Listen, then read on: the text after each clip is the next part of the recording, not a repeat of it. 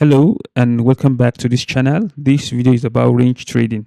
You may have been using these ranges, but this video is going to show you a different approach to ranges.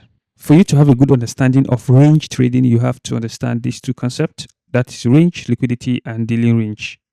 Now, before I explain daily range, I need to explain range liquidity for us to understand what are range liquidity.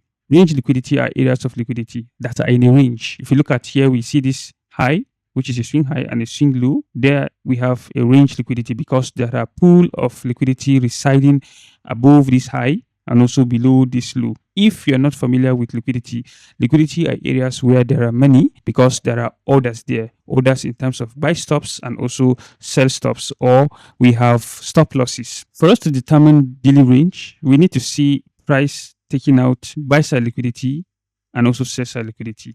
And if you are bearish, you need to see buy side liquidity taken first before sell side liquidity will be taken. When we are going to determine the daily range, we want to see price taking out the buy side liquidity first, and then we see price taking out the sell side liquidity. And we should be able to see a level of price retracing back into the range. Then we can say we have a daily range. And where is the daily range? The daily range is from this high to this low. Similarly, if you want to determine the bullish daily range, you want to see price taking out the sell side liquidity first before taking out the buy side liquidity, and then you should be able to see price retracing back into the range. Then you can confirm that you have a daily range bullish from this low to this high. Let me now show you on chart how to identify range liquidity, daily range, and how to use Fibonacci effectively. I will start by explaining range liquidity. Here we see price is bullish, but we're expecting price to be bearish. We see price created this swing high, and this tells us that there is a pool of liquidity above this high, which is buy side liquidity. If we are expecting price to be bearish, that means price need to take out the buy side and also sell side liquidity, but we're yet to see price forming the sell side liquidity. So we see price has swept buy side liquidity, and based on the rule, we say want to see buy side liquidity taken first before we should see a sell side liquidity taken for a bearish price range. Now we see price taking out a sell side liquidity below this low, but we're yet to close below this low for us to have a breakup structure. Now we have a breakup structure and a price range, and this is what we call the bearish daily range because we see price created this high and also this low. Then we can place a Fibonacci from this high to this low. And what are we going to be doing? We'll be expecting price to go into the midpoint, that is 50% or above 50% for us to sell. So if we're going to be selling this price action, we want to see price coming into the 50% of this particular range for us to what? For us to sell. And let's see what price will do. So we see price has entered into the 50%. Now we are likely to have a daily range. That is the second daily range because we see this price has entered into the 50%. Now what we need to do is to wait for the price leg that have entered into the 50% to sweep liquidity or close below the recent low. And where is the recent low? The recent low is from this high, from this high to this low, and this is the recent low. So since price has entered into the 50%, we want to see price taking out the recent low for us to have our second daily range. So let's see what price will do. So here we have our second daily range, and we can have high marked here. Then we see another range to this what? To this low. So you will be wondering why there is no buy side liquidity taken here. Yes, because we see price has entered into the 50%. However, we also see internal range liquidity taken. So we have a new price range from this high to this low. So now we can place our Fibonacci if we start seeing price having a likelihood of retracing back into the range. So let's see. So now we see price is giving us likelihood of going back into the range. So now we see this likelihood of price going back into range. So we can place our Fibonacci from this high to this low. Let's see if price will come into the 50%. Now, price failed to come into the 50%. That means this is not a valid range. We need to see price now creating another form of retracement for us to create our range. So here we see price is likely to retrace. Let's see. But boom, price continue bearish. So here we still have to shift our Fibonacci because we didn't see price likely to go back into range. So here we see price creating this retracement. So our range is from that high to this low. So when we place it, we see that price has come into the 50%. Now we have a new range from this high to this low. So now whenever price starts retracing and price did not enter into 50%, that is not a valid range. So let's see what price will do next. So now we have another daily range.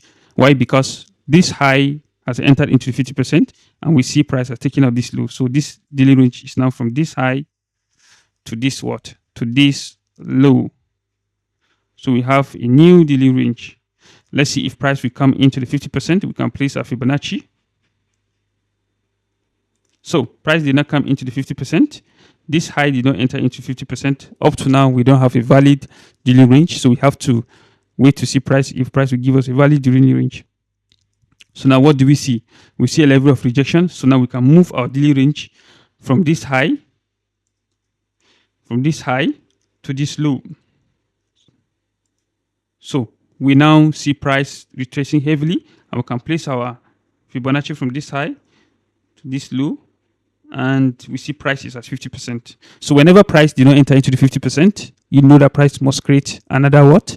Another daily range for us to go into the 50%. Here is an example of bullish daily range, and what we need to do first is to identify range liquidity.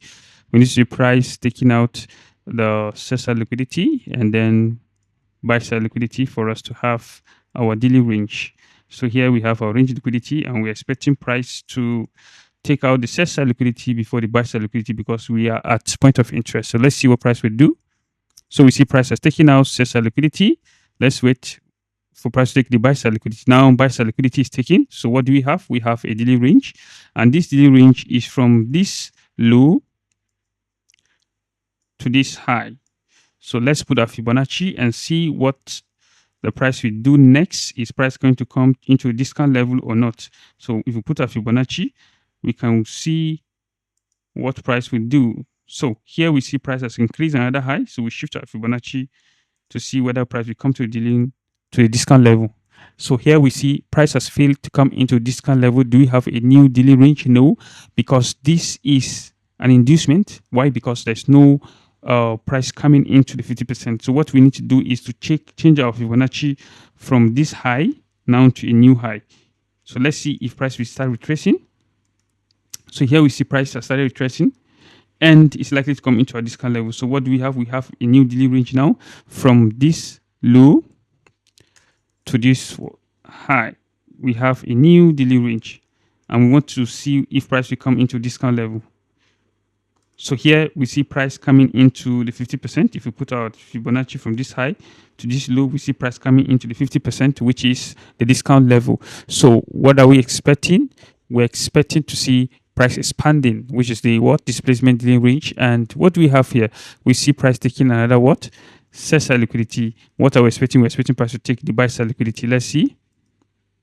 So now we have a new daily range because sell side liquidity is taken and then buy side liquidity is taken. Now we have a new daily range, and this is what we call the displacement daily range because we see price creating a displacement. So let's see if price is going to come into discount level. So now, do you see this?